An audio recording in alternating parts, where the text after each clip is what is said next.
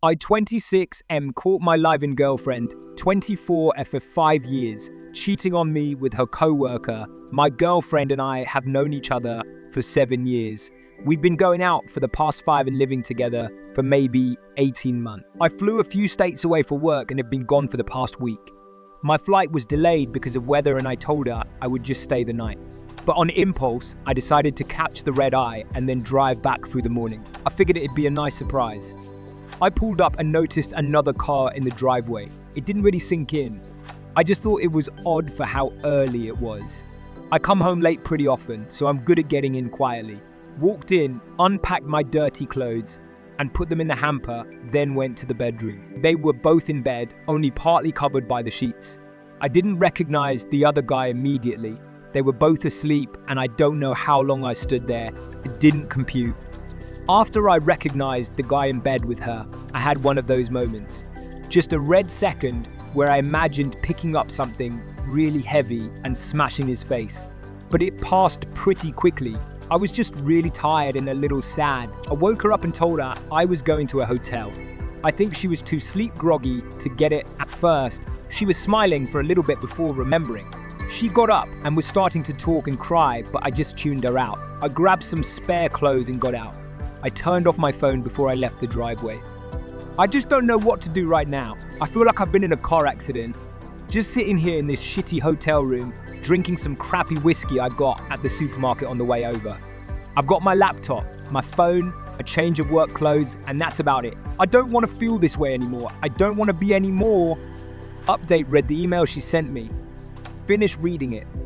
She cried for a bit because she was pretty blunt about it. It wasn't the first time they'd slept together, and she didn't try and say there were extenuating circumstances or anything, or wasn't drunk or stoned. He didn't coerce me. I was flattered when he hit on me. He's a very attractive man that could probably sleep with lots of women. So for him to choose me was very special. It was a chance to satiate my enormous ego. She said that she'd understand if I wanted her out of the house and out of my life. She thanked me for not calling her a whore or a slut or etc., even though I am. She said that I didn't have to stay in a hotel, that she'd be out of the house in the morning and that she'd leave her keys there. Then she apologized for destroying your trust in me and betraying everything we had. If I never want to talk to her again, she said that I don't have to. I can't do anything that would account for what I've done. No apology is enough. I was selfish and arrogant and deceitful for no other reason than I want it to be. As much as I want it, I don't deserve your forgiveness. I can only still ask because I'm a hypocrite. I'm sorry. Just reading this is making me cry again. I'm glad she didn't try to justify what she did, but I'm still lost. Update, I've been back home for a few hours. I made myself a grilled cheese with onions and watched some Cosmos. I almost wish I'd been called into work. It'd be easier to keep my mind off things. As it is, it's been very hard to resist the urge to call her. I don't know how I'm supposed to settle things either way without contacting her at some point. In the meantime, I've gotten a few phone messages. A few were from her family, who I'm on very good terms with. I guess at some point yesterday, she told them that she'd cheated. Her sister let me know that she'd be staying at her place in a spare bedroom. And her dad texted me an apology saying that he thought he'd raised her better. No messages from her, which I was kind of relieved about. If I heard her voice, I'd be tempted to call. I very nearly blew my top when I saw I'd gotten a text from her coworker. Sorry dude, I didn't know. Maybe he did. Maybe he didn't. I don't really care as long as I never see him again. I've gotten a lot of advice and support from people, which I really appreciate. A few think I'm some kind of asshole for not immediately throwing her out. I don't agree, but whatever. However, I also received a few really disturbing and virulent messages suggesting I should have taken it much further than that. If I'm a beta because I didn't send someone to the hospital, then call me a beta. I'm not out to please people like you, and my heart pumps piss for that kind of misogynistic bullshit. Anyway, from the advice I've gotten, it seems like a protracted separation would be the best way to determine how I feel. I don't regret the last 5 years, even given what's happened, but I need some perspective, and I'm not the type to rush into anything, so I won't be tossing all of her belongings in the trash. What I could use some help with is figuring out the time frame. How long should I wait? There has to be a discussion at some point. So to update today, I set aside the day to get a number of things done. I deleted her from my contacts, both online and on my phone. I called Laura's sister and asked that she come by to pick up whatever Laura would need for the next few months, but told her I didn't want Laura coming here. She agreed. Then I boxed up all the things I knew she'd absolutely need. Bank bills, phone charger, glasses, those kind of things. I also wrote down all the contact info that she'd need to get her mail redirected. Her sister came by a little afternoon with a few boxes. I helped her pack a bit, but it didn't take long. Clothes, makeup, and a few other things I had missed. She told me as she was leaving that Laura had asked for a transfer at work. I basically ignored that and said goodbye. If she actually did that, I figure it's something I can't care about right now. From what everyone on here has been saying, now is the time to focus on me.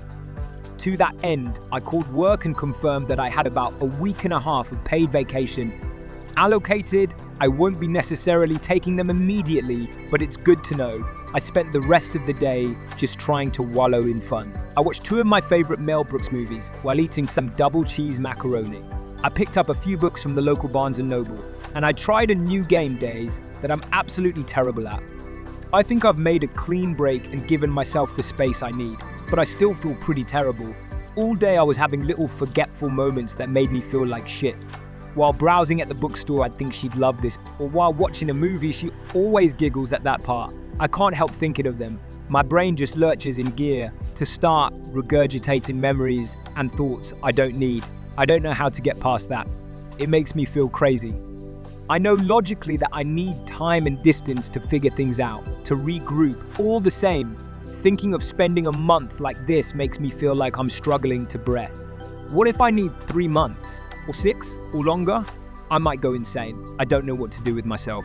I don't know what to do with this empty time. I've cut the ripcord and I'm free falling. Update, I've taken some of the advice a lot of you good folks gave me and looked into a few projects to occupy myself with. Changing my living space seems to be a big theme, and rearranging just a few things in the apartment has already made me feel a little better. After talking to the landlord, I also went out and bought a few paint supplies. No murals are planned, but the little splash of blue I slapped over the yellow beige of one wall has lifted my spirits a bit. Working out seems to be a little less intuitive. I've never been in terrible shape due to good metabolism, a halfway active lifestyle, and eating habits that are at least better than abysmal. So I'm not quite going from couch to 60, but it's pretty close because I never had any formal training, instruction for either exercising or dieting. I'm thinking that just getting on a stationary bike for 30 minutes a few times a week might be a good start, but any real advice on what to start with would be appreciated. I might use the vacation time I've accrued to travel somewhere. It feels like a temporary change of scenery may help me get my head on straight too. Update, well, this was a fucking terrible day. I've been trying so goddamn hard to keep my shit together. I had plans, things to do. Got up for walk my first day back since what happened. I was looking forward to losing myself in the minutiae. So of course I get in a car accident on the way into work. Of fucking course. All the progress I made gone in the shitter. I can't remember the accident itself, but I was told I wasn't the one at fault at least. I've got whiplash, a concussion, and my left eye is swollen shut. Add bruises all over and you get the idea.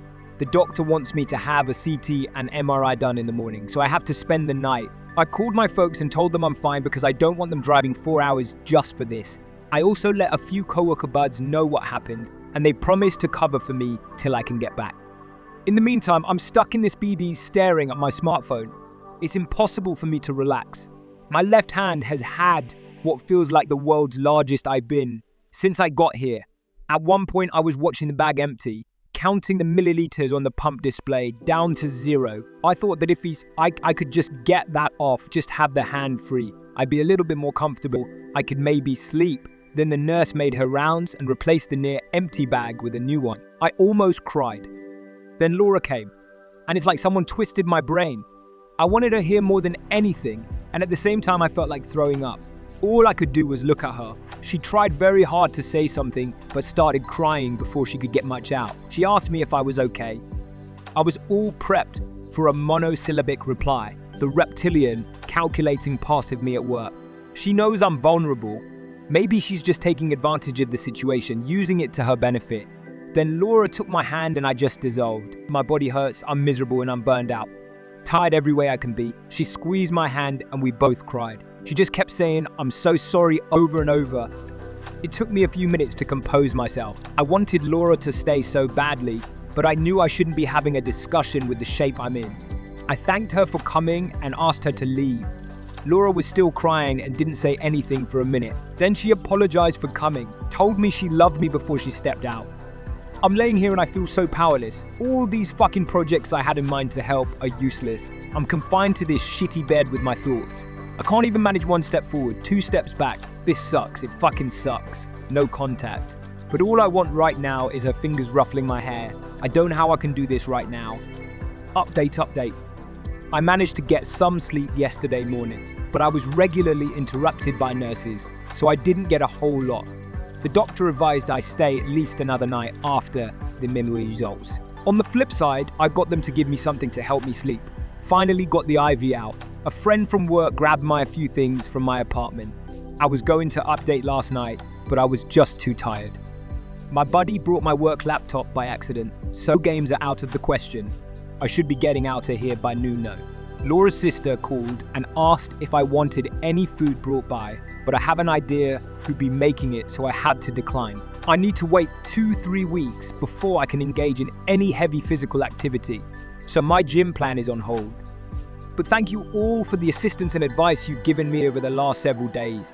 I felt really pitiful laying in this bed, much less so after I read all the good things most you folks had to say. I really appreciate the movie and book recommendations. Despite the limits my doctor put on me, I'll still have things to do for a while. This has honestly been the worst week of my life, and I don't think I could have made it through nearly as intact without you. Really, thanks again for all the love and support. Update, thanks to everyone who gave me advice and suggestions. I was limited in what I could do by my hospital stay and injury, but despite that I had a great to-do list of books, movies, and other projects. It really helped make my life less unbearable. I haven't spoken with my ex since she visited me in the hospital. I get updates on what she's doing from her sister very occasionally, and I can't help but read them. Whether I trust them or not, I don't know if hearing that she isn't seeing or sleeping with anyone makes me feel better or worse. Getting back on the job helped a lot. Part of it was the work. Looking over hundreds of design drawings for something like a backup power plant coolant system is time-consuming, but absorbs stray thoughts pretty well. My coworkers were an even bigger help. It's not as though I ever felt left out or excluded before. After word of what happened got around though, I got invited to little outings every weekend. BBQs, movie nights, trips to the arcade. I was really overwhelmed by it all. What I really didn't expect was the influx of attention from women. It wasn't all at once, but a few weeks after I got out of the hospital, I started to get girls from work asking me out on lunch dates and such. A few of the guys at work have also been trying to set me up with dates. I felt like shit about myself after what happened, and it's propped up my confidence a lot to be wanted like that. It's been years since I dated though, so it was both flattering and disconcerting at the same time. I've only gone on a few dates so far, partly because I couldn't see myself being with someone who wasn't at least a little brainy. I went out a few times now with one girl a few years older than I. I was pretty much dazzled after she started quoting Star Trek. We went on a movie date to see Guardians of the Galaxy and had a really good time. But for all the good things that are going on right now, I've still been having to work to get through every day. When I'm not at work, I feel aimless and sometimes tired or sick. It's a struggle just to focus at times. Every date I've been on turns into an internal exercise in how much I can compare the date to my ex. Sometimes it seems like everything is on half mute, and it feels like the best part of my day is when I go to bed. For all the progress I've made, I still feel miserable. It doesn't help that part of my brain is always whispering how easy it would be to get back with my ex and start over. I don't know what else to do.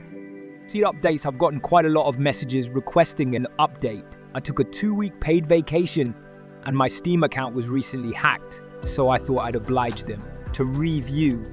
It's been over 6 months since I discovered my girlfriend's infidelity. I stopped seeing her shortly following that, and aside from a brief visit while I was in the hospital, I haven't seen her since. You can find a link to my last post and the others here if you want to know more. I'd say that physically at least, I'm back to firing on all cylinders. I was never really out of shape before, but based on the advice of a lot of people here, I took the opportunity to change my diet and exercise habits for the better. I've made some really nice gains to that effect, and in most respects, I've found I have a lot more energy than before. The only downside is that the cold weather affects me more now. I've been on nearly a dozen dates in the past several months. They've all gone well, but it's like I have some internal tick preventing me from taking them seriously. I can't seem to muster the motivation to seriously pursue any romantic relationship. My sex drive has been near nil as well, despite the opportunities I've had. But besides that, things generally seem to be improving. In the last few weeks, I received a raise, saw some really great live stand-up, and paid my student loans off completely. Although they've been calling me for alum donations for over a year, I'll be spending a week or so at my parents' house over Christmas, or at least until I get tired of their force-feeding me. Aside from just doing what I'm doing, I don't know if there's much else I can do. It's not as though things aren't going well for me. I guess I just need to find the right frame of mind. In any case, I'd really like to thank everyone here who's ever given me a kind message or word of advice.